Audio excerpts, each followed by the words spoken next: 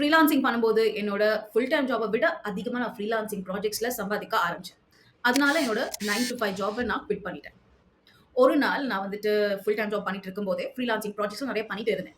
And ஒரு last ஒரு month பார்த்தீங்கன்னா, இந்த ஃப்ரீலான்சிங் ப்ராஜெக்ட் மூலியமா எனக்கு வந்துட்டு இந்த 9 to 5ல வரத விட அதிகமான காசு வர ஆரம்பிச்சுருச்சு. அத பார்த்தோனே ஓகே நம்ம வெறும் ஒரு வீக்ல வந்து 2 நாளோ, 3 நாளோ வேலை செஞ்சு இவ்ளோ வருதுன்னா, வீக் முழுக்க வேலை செஞ்சா எவ்ளோ வரும்? அப்ப இந்த ஃபுல் டைம் ஜாப் நம்மளுக்கு தேவையில்லையே! அப்டின்ட்டு நான் ஃபுல் டைம் ஜாப் வந்து குவிட் பண்ணிட்டேன். And that was the right decision. அதுல நான் வந்து எந்த ரிக்ரெட்ஸும் இல்ல. பட் ஃப்ரீலான்சிங் பண்ணிட்டு இருக்கும்போது ஃபர்ஸ்ட் 2 மாதம் நல்லா போச்சு. நல்லாவே போச்சு. அதுக்கப்புறம் நான் என்ன மாரி தவறுகள் பண்ணேன்? எப்ப சொதப்ப ஆரம்பிச்சுச்சு? நீங்க எதுலலாம் சொதப்பக்கூடாது? அத பத்தி தான் நம்ம இந்த வீடியோல பேச போறோம். Welcome do my channel. நான் நட்டாலியா அண்ட் இன்னைக்கு ஃப்ரீலான்சிங் பண்ணும்போது என்ன மாரியான லெசன்ஸ் நான் கத்துக்கிட்டேன்? அத நான் உங்ககிட்ட ஷேர் பண்ண போறேன். லெசன் நம்பர் 1 ஒரு கான்ட்ராக்ட் இல்லன்னா, அங்க கமிட்மென்ட் இல்ல. அண்ட் கமிட்மென்ட் இல்லன்னா உங்களுக்கு வேலையே இல்ல. ஸோ ஒண்ணு ஞாபகம் வச்சுக்கோங்க. ஒரு கிளையன்ட்டோட நீங்க வந்துட்டு வொர்க் பண்ண ஆரம்பிக்கும்போது, ஆல்வேஸ் ஒரு கான்ட்ராக்ட் வச்சுக்கோங்க. கான்ட்ராக்ட் எதுக்குன்னு கேட்டீங்கன்னா, சடனா வந்துட்டு கிளையன்ட் வந்துட்டு எங்களுக்கு நீங்க வேலை செய்றது புடிக்கல, ஆர் வந்து எங்களுக்கு நெறைய வந்து பட்ஜெட் ஆவுது. இதனால நாங்க வேற டைரக்ஷன்ல போறோம் அப்படின்னு சொல்லிட்டாங்கன்னா, உங்களால அங்க எதுவுமே சொல்ல முடியாது. ஏன்னா உங்களுக்கு கான்ட்ராக்ட்டே இல்ல. அதனால எப்பவுமே நீங்க வந்து ஒரு கிளையன்ட்டோட வேலை செய்ய ஆரம்பிக்கும்போது, ஒரு கான்ட்ராக்ட் வச்சுக்கோங்க. இந்த கான்ட்ராக்ட்ல வந்து நீங்க என்ன மாரி வேலை குடுக்க போறீங்க? எவ்ளோ டெலிவரபிள்ஸ்? எவ்ளோ காஸ்ட்? டெட்லைன் என்ன? எத்தன ரிவிஷன்ஸ் தரலாம்? நோட்டீஸ் பீரியட் இந்த மாரி நெறைய விஷயங்கள நீங்க கான்ட்ராக்ட்ல ஆட் பண்ணிக்கலாம். அண்ட் இதெல்லாம் வந்து கான்ட்ராக்ட்ல இருக்கிறதுனால, உங்கள அது சேஃபா வச்சுக்கும். Lesson number 2 notice period. ஒரு நோட்டீஸ் பீரியட் பார்த்தீங்கன்னா, நீங்க ஃபுல் டைம் ஜாப்ல இருக்கும்போது மட்டும் தான் நோட்டீஸ் பீரியட் இருக்கணும்னு அவசியம் இல்ல. நீங்க ஃப்ரீலான்சிங் பண்ணும்போதுமே நோட்டீஸ் பீரியட் வச்சுக்கோங்க. அண்ட் நோட்டீஸ் பீரியட் பார்த்தீங்கன்னா, இட் கோஸ் போத் வேஸ். உங்க கிளையன்ட் வந்து உங்கள டெர்மினேட் பண்ணணும்னா, அவங்களும் நோட்டீஸ் பீரியட் தரணும். அண்ட் நீங்க உங்க கிளையன்ட்ட விட்டு போறீங்கன்னா, நீங்களும் நோட்டீஸ் பீரியட் தரணும். நோட்டீஸ் பீரியட் ஏன் இம்பார்ட்டன்ட் பார்த்தீங்கன்னா, சப்போஸ் நீங்க வந்து இந்த கிளையன்ட்ட தான் நம்பி வந்து நீங்க வேலை பண்ணிட்டு இருப்பீங்க. இந்த கிளையன்ட் தான் உங்களுக்கு ஒரே சோர்ஸ் ஆஃப் இன்கம். திடீர்னு உங்களுக்கு வந்து கிளையன்ட் வந்துட்டு இன்னைக்கு எனக்கு வேலையே வேணாம். நீங்க பண்ற வேலை பிடிக்கல. ஒரு வந்து நான் இன் ஹவுஸா ஹையர் பண்ணிக்கணும்னு விரும்புறேன். அதனால இந்த கான்ட்ராக்ட் நம்ம இது பண்ணிக்கலாம். டிசால்வ் பண்ணிக்கலாம் அப்படின்னு சொல்லிட்டாங்கன்னா, உங்களுக்கு வேலை போச்சு, காசு போச்சு. உங்களால எதுவுமே சொல்ல முடியாது. அதனால உங்க கான்ட்ராக்ட்ல கிளியரா நோட்டீஸ் பீரியட். அவங்க உங்கள டெர்மினேட் பண்ணணும்னா, அவங்க உங்களுக்கு வந்து அப் டூ 2 மந்த்ஸ் வரைக்கும் டைம் தரணும். அந்த 2 மந்த்ஸ்ல நீங்க வேற கிளையன்ட்ட வச்சு ரீப்ளேஸ் பண்ணிக்கலாம். இல்ல நீங்க கிளையன்ட் விட்டு போறீங்களா, நீங்க அவங்களுக்கு 2 மந்த்ஸ் தரணும். அப்பதான் வந்து அவங்க உங்க ரிப்ளேஸ்மென்ட்ட கண்டுபிடிச்சுக்கலாம். இந்த மாரி ஃபேர் அண்ட் ஸ்குவேரா வந்துட்டு கிளாஸஸ் உங்க கான்ட்ராக்ட்ல ஆட் பண்ணிக்கோங்க. லெசன் 3 ஒரு விஷயம் கான்ட்ராக்ட்ல இல்லன்னா, அது எக்ஸ்ட்ரா. ஸோ அதுக்கு நீங்க கண்டிப்பா சார்ஜ் பண்ணணும். இப்போ ஏன் சொல்றேன்னா, நெறைய கிளையண்ட்ஸ்க்கு பார்த்தீங்கன்னா, நீங்க வந்து ஒரு ப்ராஜெக்ட்ட அனுப்பும்போது நெறைய ரிவிஷன்ஸ் பண்ணுவாங்க. இது பிடிக்கல, அது பிடிக்கல, இது சேஞ்ச் பண்ணுங்க, அது சேஞ்ச் பண்ணுங்க. அண்ட் அதெல்லாம் பரவால்ல.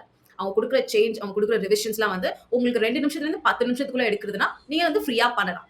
பட் அதுக்கு மேலேயும், அதாவது ஒரு ஹோல் டிசைனே நீங்க மாத்தணும், இல்ல ஒரு ஹோல் வீடியோவே நீங்க ரீஷூட் பண்ணணும், இல்ல ஹோல் கான்செப்ட்டே நீங்க டெவலப் பண்ணணும். இப்படிலாம் வந்து சொல்றாங்கன்னா, அதுக்கெல்லாம் எக்ஸ்ட்ராவா நீங்க சார்ஜ் பண்ணலாம். அண்ட் இதெல்லாம் எப்ப நீங்க பண்ணலாம்னா, கான்ட்ராக்ட்ல கிளியரா மென்ஷன் ஆயிருந்தா மட்டும் தான். அதனால கான்ட்ராக்ட்ல வந்து மென்ஷன் பண்ணுங்க. இந்த மாரி ஒரு ப்ராஜெக்ட் நான் அனுப்புனதுக்கு அப்புறம் உங்களுக்கு வந்து அப் டூ 3 ரிவிஷன்ஸ். இந்த 3 ரிவிஷன்ஸ்ல வந்து நீங்க எனக்கு எவ்வளோ சேஞ்சஸ் வேணா சொல்லலாம். நான் அந்த சேஞ்சஸ பண்ணி தரேன் ஃப்ரீயா. அண்ட் அதுக்கு மேல நீங்க ஏதாவது சேஞ்சஸ் சொன்னீங்கன்னா, இட்ஸ் கோனா காஸ்ட். நீங்க வந்து தனியா பே பண்ணணும். அப்படின்னு கிளியரா கான்ட்ராக்ட்ல மென்ஷன் பண்ணியிருந்தீங்கன்னா, நீங்க எக்ஸ்ட்ரா வொர்க்குக்கு சார்ஜ் பண்ணிக்கலாம். லெசன் 4 எவ்வளோ டெலிவரபிள்ஸ் குடுக்க போறீங்க அண்ட் அதோட காஸ்ட் என்ன? அது எல்லாமே கான்ட்ராக்ட்ல மென்ஷன் பண்ணியிருக்கணும். ஃபார் எக்ஸாம்பிள் நீங்க ஒரு வீடியோ கான்டென்ட் கிரியேட்டர்.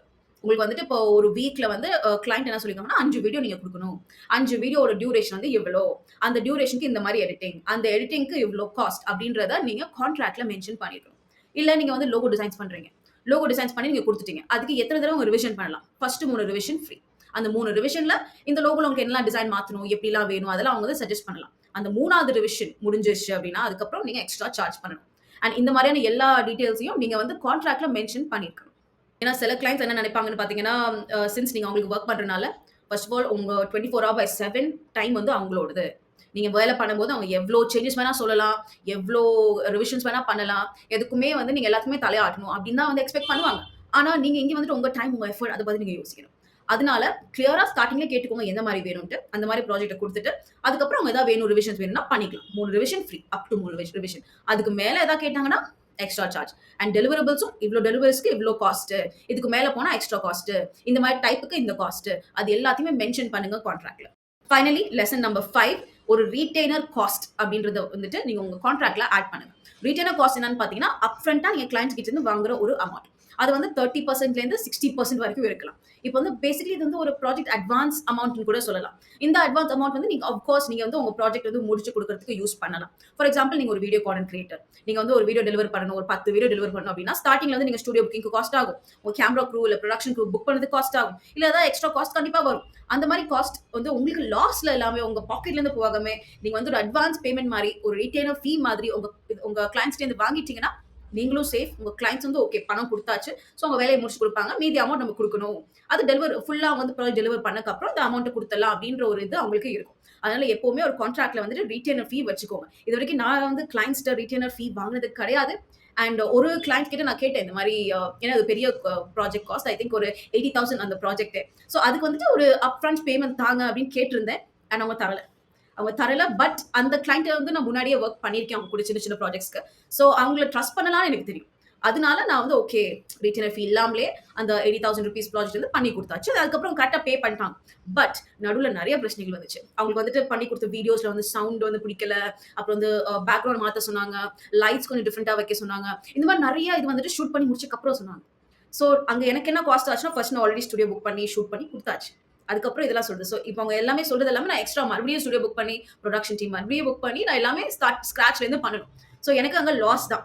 அதனால நீங்க என்ன பண்ணுங்கன்னா, ஸ்டார்ட்டிங்லயே ஒரு அட்வான்ஸ் ஃபீ, ஒரு ரீட்டெய்னர் ஃபீ வாங்கி வச்சுட்டீங்கன்னா, நீங்க சேஃபா இருக்கலாம்.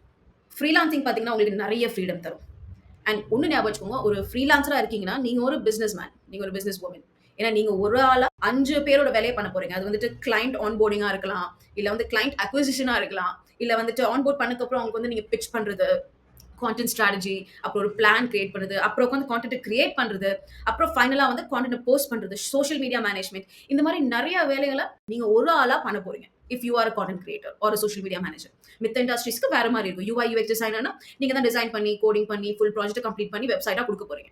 சோ இந்த மாரி எண்ட் டூ எண்ட் வேலைய நீங்க ஒரு ஆளா பண்ண போறீங்க. அண்ட் உங்களுக்கு அடியில சப்போஸ் எனக்கு வந்து ஒரு டீம் இருக்காங்க. Team of editors, graphic designers இருக்காங்க. சோ அந்த மாரி நீங்க எடிட்டர்ஸ் வச்சிருக்கீங்கன்னா, நீங்க அவங்களுக்கு பே பண்ணணும். சோ பேசிக்கலி நீங்க ஒரு பிசினஸ் நடத்துறீங்க. சோ அது பிசினஸ் மாரி ட்ரீட் பண்ணி கண்டிப்பா ஒரு கான்ட்ராக்ட் வச்சுக்கோங்க. கான்ட்ராக்ட் உங்கள சேவ் பண்ணும். இந்த வீடியோ உங்களுக்கு பிடிச்சிருச்சுன்னா, கண்டிப்பா லைக் பட்டன கிளிக் பண்ணி நம்ம சேனலுக்கு சப்ஸ்கிரைப் பண்ணுங்க. இந்த மாரி நெறைய ஃப்ரீலான்சிங் டிப்ஸ், பிசினஸ் டிப்ஸ் இந்த சேனல் நம்ம பேச போறோம். நான் உங்கள அடுத்த வீடியோல பார்க்குறேன். தேங்க் யூ ஃபார் வாட்சிங்.